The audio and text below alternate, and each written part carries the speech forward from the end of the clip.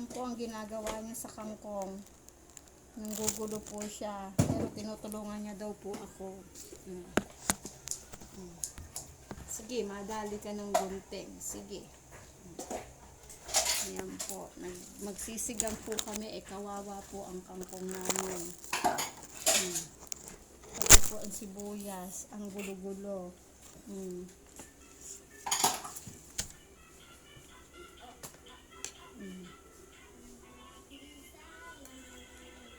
Ayan. Okay na. Luto na ang kangkong. Kawawa na ang kangkong. Lasang-lasa na yan.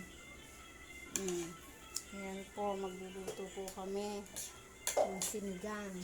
May dumating na mapanggulong bata.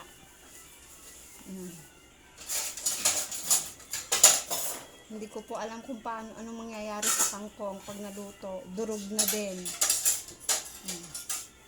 Ito ang sibuyas. Ano ginagawa mo sa sibuyas? Okay na, okay na. Okay na. Babay na, okay na, okay na. Okay na, okay na. Babay na. Babay na, babay po.